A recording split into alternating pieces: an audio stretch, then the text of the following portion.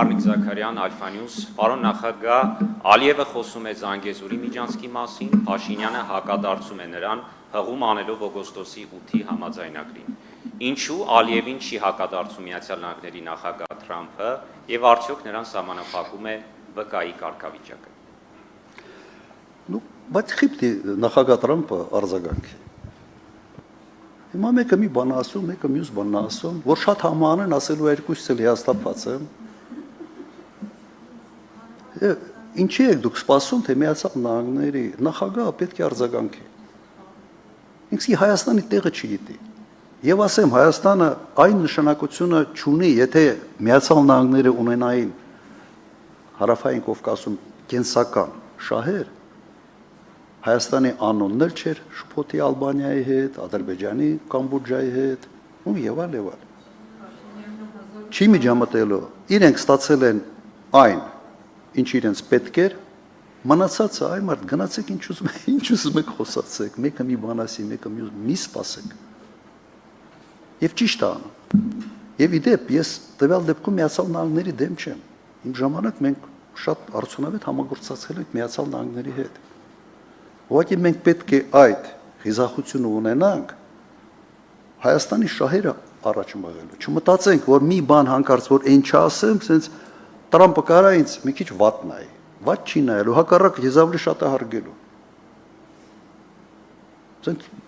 պամպերսներով գնում եմ բան սպիտակ տուն։ Կարծում եմ նաև մի ֆուր պամպերսը դրսում էր սպասում եմ։ Իսկ Միացյալ Նահանգները իրենց շահերը լավ գիտեն եւ իրենց շահերը հետապնդում են եւ ճիշտ են անում։ Յուրաքանչյուր երկրի ղեկավար պետք է առաջի հերթին մտածի իր երկրի շահերի մասին։ Եվ այդ տեսանկյունից Տրամփը շատ հետաքրքիր է, ուրիշ ձև է անում ամեն ինչ, անսովոր է մեզ համար։ Բայց երբ որ այդ էպոտաժը բանը մի կողմ ես դնում, տեսնում ես, որ բավական հետևողական Միացյալ Նահանգների շահերը այնպես ինչպես ինքն է հասկանում, առաջ է մղում։ Okay, bravo.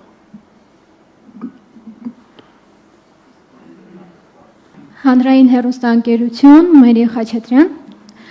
պարոն Քոչարյան, այս կողմը։ Պարոն Քոչարյան, ինչու եք բացառապես միջանցք խոսույթն օգտագործում, եթե բազմիցս հայտարարվել է, որ Հայաստանով անցնողը ճանապարհ է լինելու եւ Հայաստանի ինքնիշխան տարածքով։ Ռուսները ասում են Опять 25, տես մի բան կան։ Որտեվ չենք հավատում այդ ասողին, ճանապարհ ասողին որևէ խոսքի։ Եվ չենք հավատում ոչ թե օդից։ Չենք հավատում, որովհետև առիթ չի տվել հավատալու։ Սա առաջինը։ Ավելի առարկայական։ Եթե դա ուղղակի ճանապարհ է։ Ինչի է այդ ճանապարհը առանձնացված այլ ճանապարհների բացման հետ։ Օրինակ Մինսկի խմբի բոլոր առաջարկներում եղել է միշտ կետ, ապա շրջափակում, տարածաշրջանի եւ երբեք չի առանձնացվել այդ ճանապարհը։ Իդեպ այդ ճանապարհը առանձնացվել է մեկ անգամ Կիվեստում։ Եղել այդպիսի առաջարկ։ Բայց այդ ճանապարհի դիմաց մենք ստանում ենք Ղարաբաղը Լաչինի միջանցքով միացվում էր Հայաստանի Հանրապետության։ Պատկերացրեք Ղարաբաղը Լաչինի միջանցքով միացվում էր Հայաստանի Հանրապետության։ Ինչպիսի կարևորություն էր դա Ադրբեջանի համար։ Սա փաստ է, այդ Կիվեստի բանակցողը ես եմ եղել։ Ես գիտեի ինչի դիմաց եմ սա տալիս։ Սա է պատճառը։ Երևի անցնենք ներքաղաքական հարցերին։ Սկսենք ձախատվածից, ձախատված երրորդ շարք խնդրեմ։ Էսա հոշոտելով են ինձ։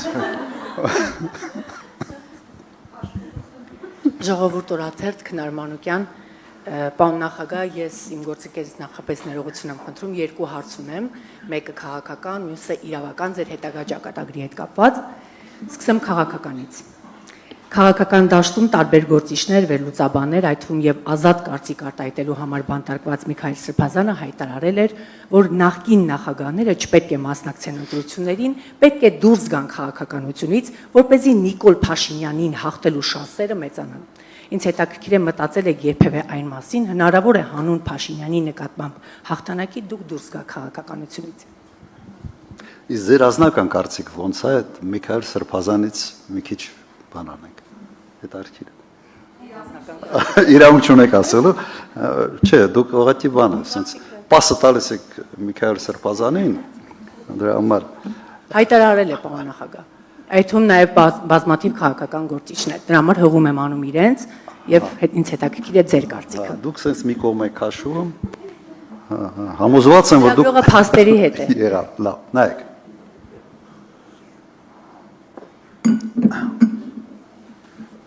Ես ուրիշ նախագահների անունից իրավունք չունեմ խոսալու եւ չեմ ուզում խոսալ։ Հիմա ինչ վերաբերում է կոնկրետ ինձ։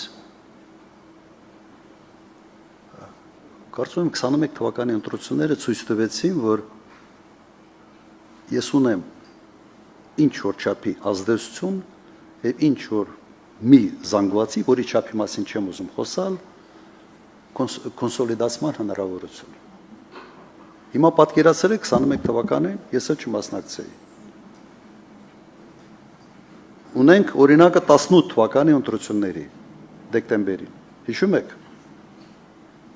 Մի հատ նայեք ինչ արդյունքներ է եղել։ Եվ ավելի լավ խորհրդարան մենք ունեինք, թե ավելի վատ։ Բավարար է իմ մասնակցության ձայները, ոչ բավարար չի։ Կուզենայինք, որ եւս այլ ուժեր ստեղծվեն, որոնց հետ համագործակցությունը կբերի իրավիճակի փոփոխություն։ Այո, կցանկանանք եւ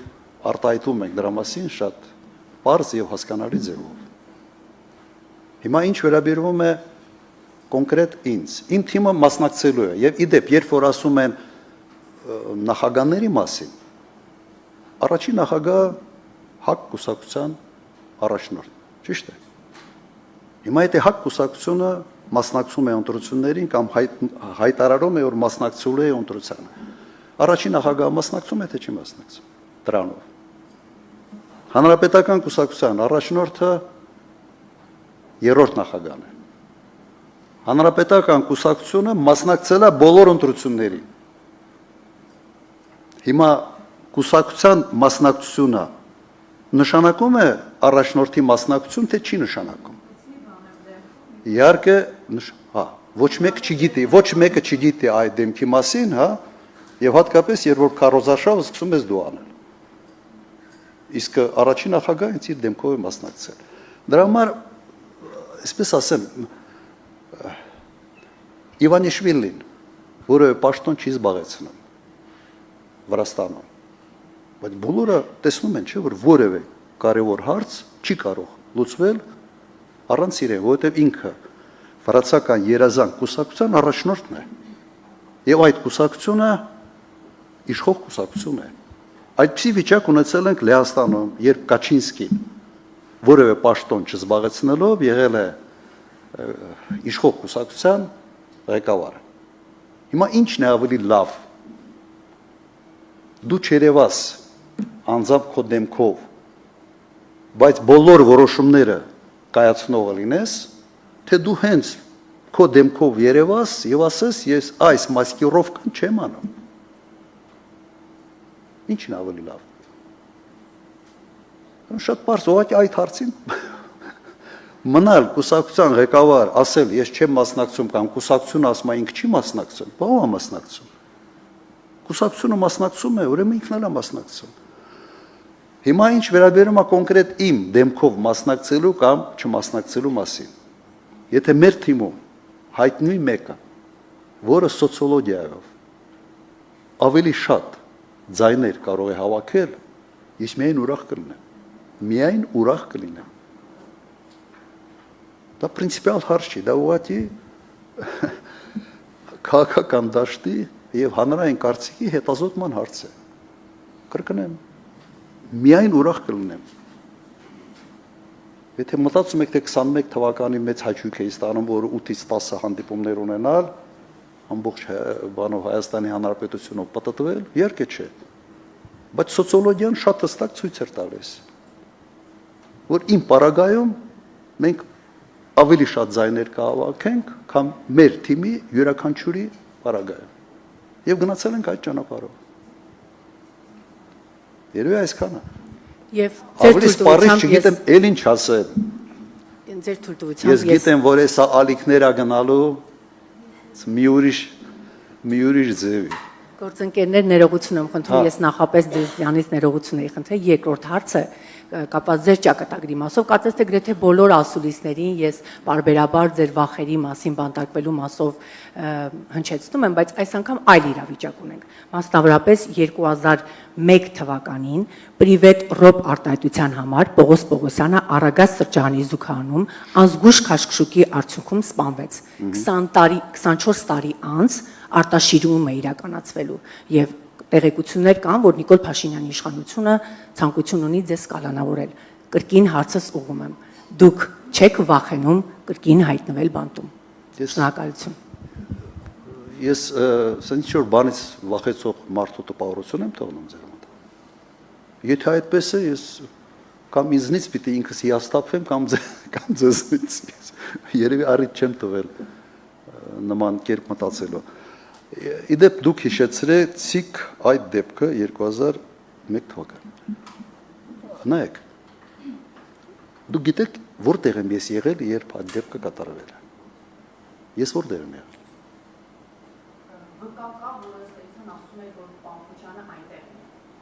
Ես մեր տունն եմ եղել։ Ես չգիտեմ ինչ վկա են ով գտել։ Դեպքը կատարվել է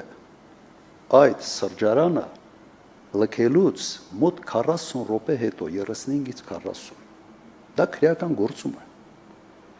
եւ ըստ էության իմ թիկնազորը նախագահի թիկնազորը այլևս այդ սրճարանը այսպես ասենք բան պահպանող օբյեկտ չէր ես այնտեղ չէի ես դեպքի մասին իմացել եմ առավոտյան ինձ զեկուցել Պրիվետ ռոբ արտահայտությունը ես չեմ լսել ես չեմ լսել ուղղակի հիշեցնեմ նաև մեր հանրությանը Շարլ Ազնավուրի այցն էր Հայաստան եւ մենք միասին շատ լավ ժամանակ ենք անցկացրել այդտեղ մենք մտնելուց ոտնկայից մարդիկ ծափարում էին դուրս գալուց ես ընդհանրապես չգիտեի թե ինչ է այնտեղ կատարվել խոսքը նրա մասին էր հետագայում ինձ իհարկե զեկուցել են որ ինչ-որ մի քիչ քեֆ ավելի լավ վիճակում ինչ-որ վիճաբանություն ա եղել թիկնազորի մեկի հետ մեկի հիմա չեմ ուզում այդ անունները տալ եւ դրա արդյունքում ինչ-որ կոպիտ ասած այնց ռազմորկա եղավ իրար հետ եւ այդ միջադեպը կատարվեց հիմա եթե դա համեմատում ենք այդ Շարասյան հղի կնոջ սպանելու, մոտով անցնելու, սենց նայելով, չկաղնելու, չօգնելու, նույնիսկ Շարասյան բժիշկին չթողելու դերի մասում ոնց կարող համեմատենք։ Համեմատության ուղղակի եզրեր չկա։ Հիմա ինչ վերաբերում է, պատկերացրեք գիտեք, նույնիսկ տարօրինակը ինձ ասում են պրիվետ ռոբ։ Մերս էլ է ինձ ռոբ ասել միշտ։ Բելան, տիկին Բելան ինձ ռոբ ասում տունը։ Ես խի պիտի դրանից նեղանամ։ Ինչ հասկանում եք, ես իմ մանկական ընկերները սաղ ինձ ռոբ են ասում։ Ում հետ դպրոց կամ ինչ-որ միտեղ համասարան եւ այլ պոլիտիկ։ Հիմա չի հայհոյել, բան չասելա պրիվետ ռոբ։ Ու ես դրանից պետք է նեղանամ, լավ, այդ աբսուրդը կամ հիմարությունը շատ կներեք, բայց մի բառեր կօգտագործեմ, այդ էշությունը տարածում ստացավ։ Այսքան։ Հիմա գիտեմ, էլի ինձ միշտ ասում են, տենց բառեր մի օգտագործեք, հատուկ ասացի։ Խնդրեմ երրորդ շարք։ Իդեպ, նաև շատ կներեք եւս կավելացնեմ։ Այդ միջադեպի մասնակիցը անմիջապես ազատվեց աշխատանքից։ Անմիջապես, հենց որ ինձ զեկուցեցին։ Դատվեց։ Անմիջապես։ Հիմա ես նույնիսկ չգիտեմ, ել ինչ ձևով պետք է իշխանությունը արձագանքեր։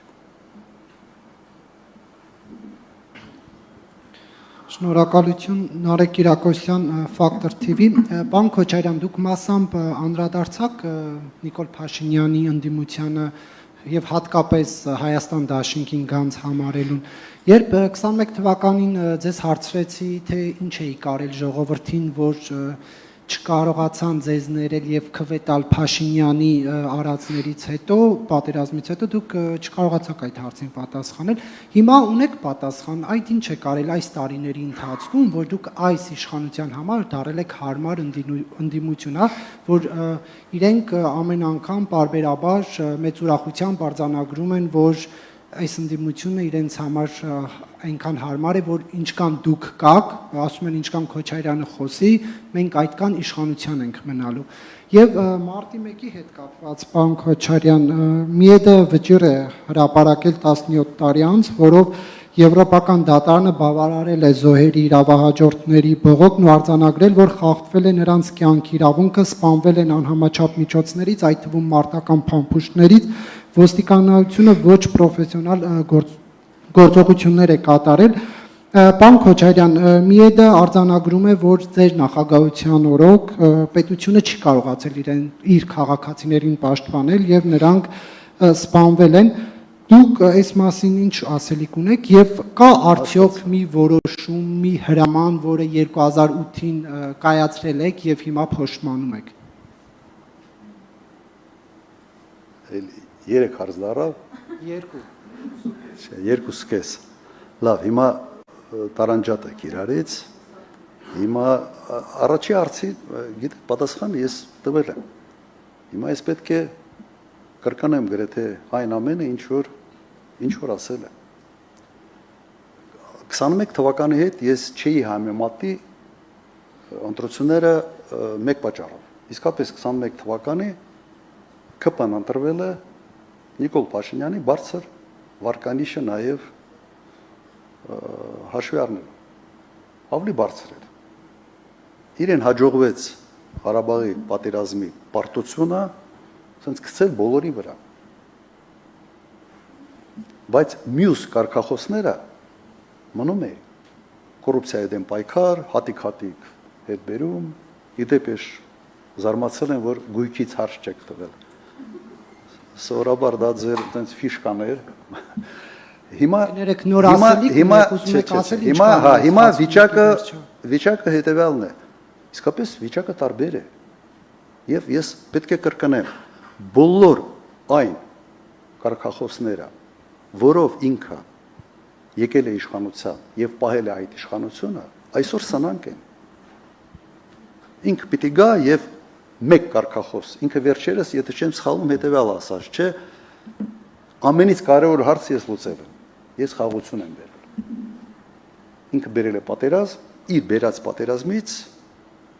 պարտությունը եւ խաղաղությունը ինքը հումանիշ է սարքել։ Կամ եթե դա նորմալ է համարում, օքեյ։ Կարող է բնակչության մի մասը դա նորմալ համարում։ Ես համոզված եմ, որ բնակչության շատ ավելի մեծ մասը համաձայն չի պարտությունը եւ պարտությունը հումանիշ դարձնել բանի հետ խաղաղություն։ Չի լինում։ Հիմա գնում են ինչ որ հանդիպումներ էին ունենում պարտությունը նորացել է, դրա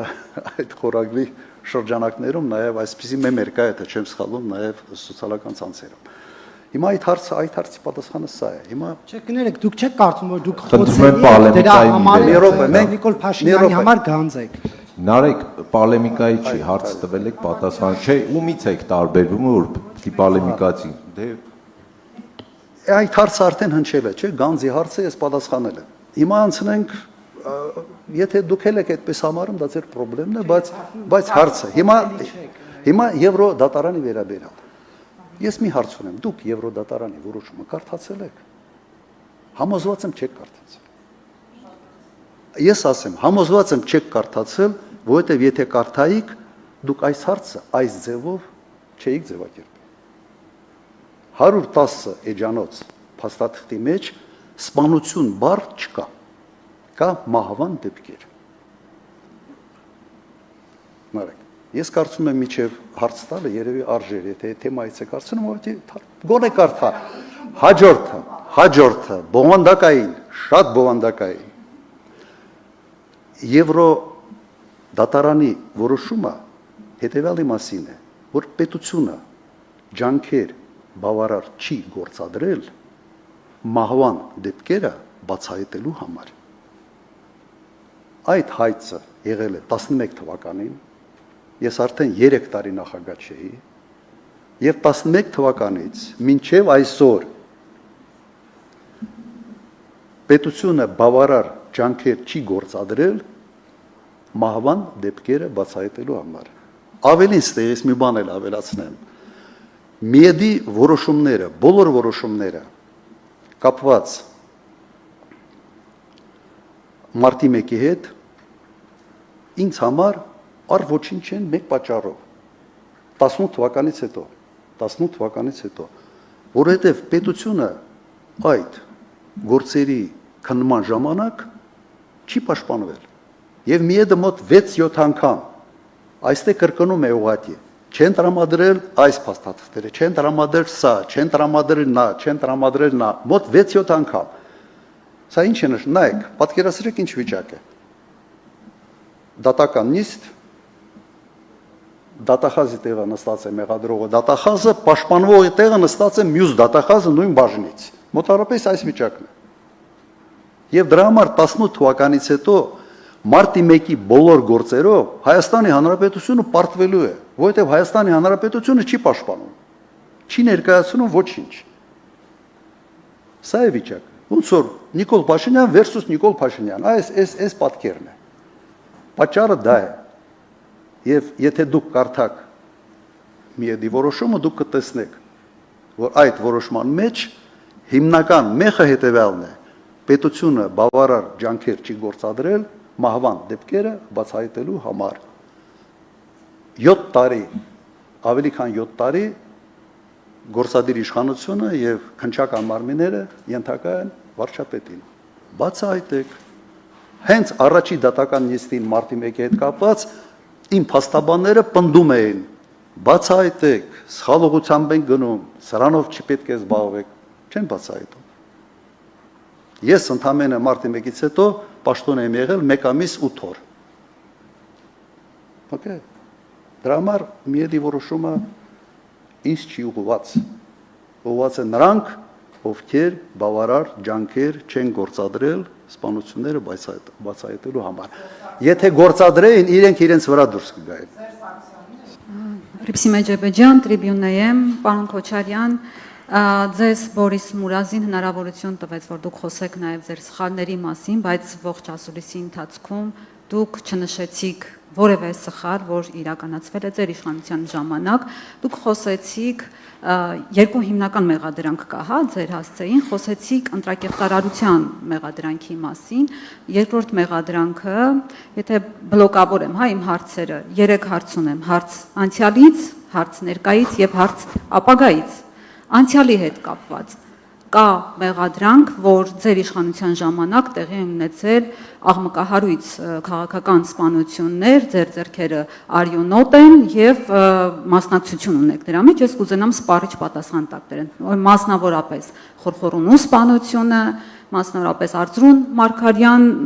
ներքին գործերի փոխնախարար, որը ինքնասպանության ըստ պաշտոնական վարկածի ինքնասպանություն էր գործել, բայց երկու կրակոցով գլխի շրջանում եւ սրտի շրջանում կասկածներ կար։ Շահեն Հովսափյան, Տիգրան Նաղդալյան շատ են այս դեպքերը, ընդհանուր եթե վերցնենք մի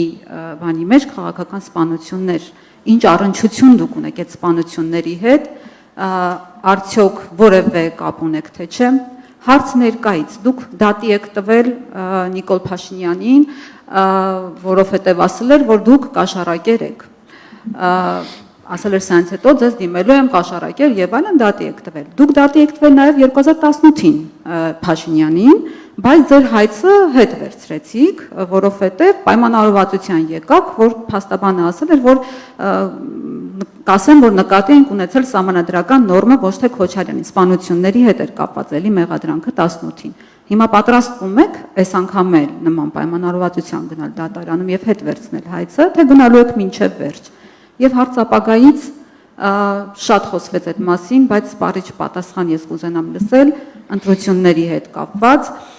Փաշինյանն ասում է, որ 26-ին իրենց թիմից ասում են 50+ ձայն են ունենալու, ձեր քաղաքական լեզուները կտրելու են, որևէ շանս չունեք ընտրվելու։ Իր ձեռքի տակ կա Վահագն Հովակիմյանը,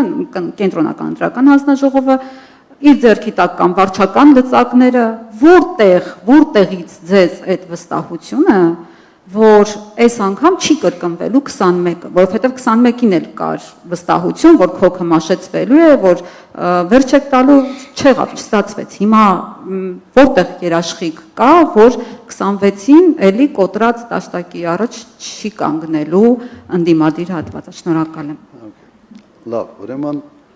սկսենք նրանից, որ Բորիս Մուրազին այդպիսի բան չի ասել։ Բորիս Մուրազին մի րոպե։ Բորիս Մուրազին ասել է հետևյալը. ոչ թե հիմա, այլ հետագայում մի առիթ գտնեք ձեր ժամանակահատը։ Ճիշտ է։ Դուք սենց հետևականորեն ինձ փորձում եք զրպարտել։ Մեկ մեծ հարցով, մեկ փոքր հարցով, բայց Բորիս Մուրազին մեր աչքի առաջ ասած ինքը այդպիսի բան չի ասել։ Բայց ես իր խորհուրդը լսելու եմ եւ հետագայում նաև թերություններից կխոսանք։ Հիմա սպանությունների մասին։ Ես ուզում եմ մի բան մենք հստակեցնենք։ Ինչ եք դուք հասկանում քաղաքական սպանության տակ։ Դուք օգտագործել եք քաղաքական սպանություն։ Ինչ է նշանակում քաղաքական սպանություն, իսկ կարող եք ասել։ Աղմկահարույց, օքեյ, քաղաքականը եւ աղմկահարույցը իրարից տարբերվում են, թե ոչ։ Ես կավելացնեմ Տիգրան Նաղդալյանի սպանությունը։ Այսա քաղաքական էր։ Սա քաղաքական էր։ Եվ բացահայտված է։ Հիմա եւ Խորխորունին, եւ դուք մի քանի բան ասացիք, ոչ մեկը քաղաքականությամբ չի զբաղվել։ Ծառայել են կամ պաշտպանության նախարարությունում, կամ ոստիկանությունում։ Անդիմադիր չէին, քաղաքականության չէին զբաղվում։ Սա անվանել քաղաքական սպանություն շատ կներեք։ Ուղղակի սպանությունը այո, որը չի բացահայտվել, շատ վատ է, որ չի բացահայտվել։ Բայց դա կապել իմ սենց ասեմ, ես գերագույն գլխավոր հրամանատարն էի։ Պաշտպանության նախարարի, եթե չեն սխալվում, տեղակալ էր, չէ, Խորխորին, հա։ Տեղակալը սպանվում է եւ դուք ասում եք դուք կապ ունեք սրա հետ, թե չէ։ Դե Խորխորինին ձեռք չտար գործից կազատեի։ Կավարտել։ Մարդ քաղաքականությամբ չէր զբաղվում։ Միջև էլ ոստիկանությունը մեր աշխ։ Դրա համար նայեք, հարց տալու ձևը արդեն այդ հարցի բովանդակության վրա ոնց որ ուզում եք որոշակի ուղղորդում տակ։ Չի ստացվում։ Իսկապես չի ստացվում։ Մի փորձեք այդ ուղղորդումը տալ, որովհետև դուք ըստ էության փորձում եք այդ թեզը շրջանառության մեջ պահել։ Այդ երկու սպանությունը այո աղմկահարույց է։ Նաև ասեմ կառավարության վերահսկողության ծառայության պետը իր բանում պատիեզդում, հա, նռնակ, հա։ Բայց սա կոնկրետ հանրապետական կուսակցության թիմի ակտիվ անդամ էր։ Հանրապետական կուսակցությունը իշխանություն էր այն ժամանակ։ Ու դա համար էր քաղաքական սպանություն, լավ, ու դրա հետ փորձել կապել, որը ինձ իսկ դուք համարում եք, որ ընդհանրապես աշխարհում բոլոր հանցագործությունները բացահայտվում են, այդպիսի բան չկա, լավ։ Շատ վատ է, որ չի բացահայտվել, բայց դա կապել քաղաքականության հետ ընդհանրապես աղերս չունեցող սպանությունը ենթատեքստով կապել իմ հետ, լավ, խիղճ չունեք դուք։ Այդ աստիճանի Նիկոլ եք, տենց չէ, շատ կներեք, բայց կապ չունի։ Դրա համար սա երկրորդ հարցը և երրորդ հարցը, ինչ էր երրորդ հարցը արդեն բանը։ Նայք, ընտրությունների մասին արդեն խոսք գնաց։ Ընտրությունների մասին դուք ասում եք կարող եք կոտրած տաշտակի առաջ կանել։ Ես ուղղակի քանի անգամ ասացի եւ կկրկնեմ։ Այսօրվա սոցիոլոգիան ասում է, որ Նիկոլ Փաշինյանը վերընտրվելու շանսեր գրեթե չունի։ Կարող է բան փոխվել, կարող է։ Եթե բնակչության մի մեծ մասը այդ դատարկ թղթին խաղաղության մասին, օրինակ, սկսի հավատալ։ Մեր գործը նա է, որ դա թույլ չտալ։ Եվ դրանով ակտիվ զբաղված են։ Եվ ես, եւ մեր թիմը, եւ ես տեսնում եմ նաեւ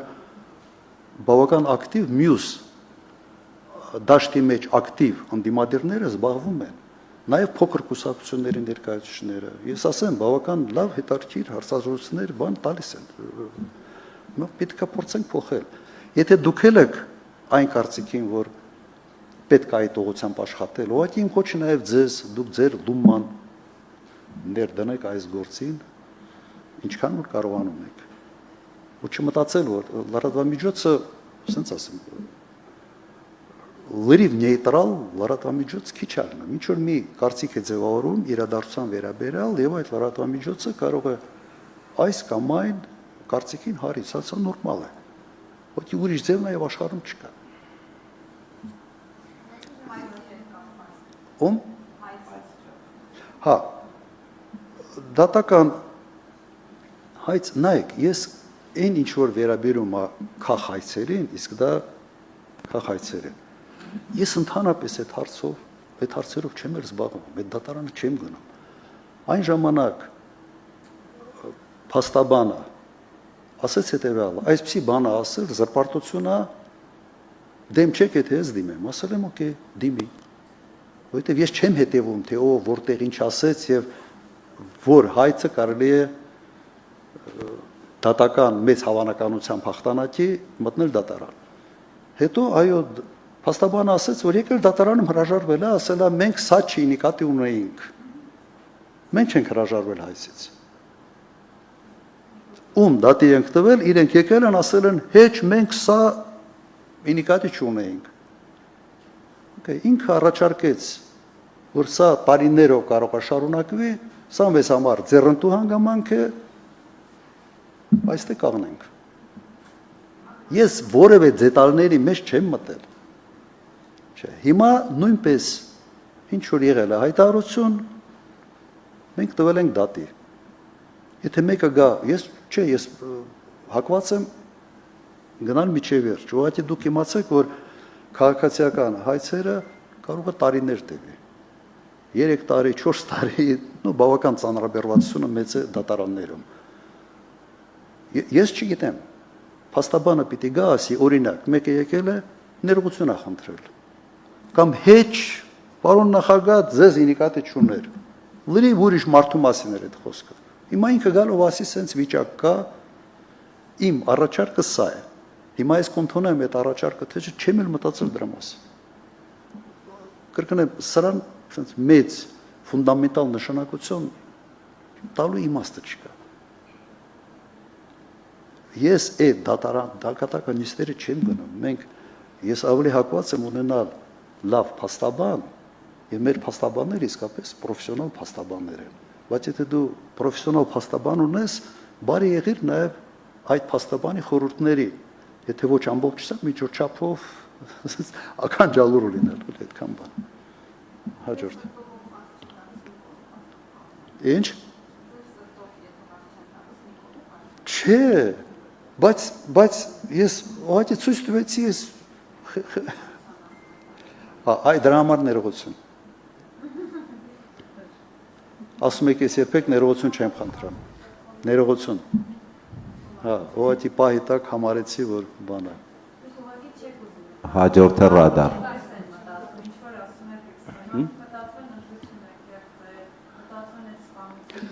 Ախր նայեք, ես դրա համար ես չեմ խոսում ժողովրդի մոտ։ Ձեզ է թվում, թե ես չեմ խոսում ժողովրդի մոտ։ Մարդկանց մոտ այդ տպավորությունը որտեղից է, մի հատ կարող եք ասել։ Որովհետև ես մի րոպե, ես պաշտոնը թողնելուց հետո 10 մինչև այսօր այդ թեմաները ակտիվ շրջանառության մեջ դրված են լրատվական դաշտում։ Ընդունում եմ, օքեյ, 10 տարի ուշադրություն չէի դարձնում, ասում եմ, այ մարդ քաղաքականությունից դուրս եմ եկել, չէ ինչ ուզում են գրել։ Ես չեմ գնալու ամեն sense գրածի հետևից, ինչ որ հետևից ընկնեմ եւ այլ, ուշադրություն չէի դարձնում։ Արմատավորվել է։ Բայց երբ որ տալիս է ուղիղ հարց եւ ասում է քաղաքական սպանություններ, ես հարց չտամ, թե քաղաքական սպանության սահմանում մի հատ ինձ ասեք։ Քաղաքական սպանություն մարդկանց մասին, որոնք քաղաքականությամբ երբեք չեն զբաղվել։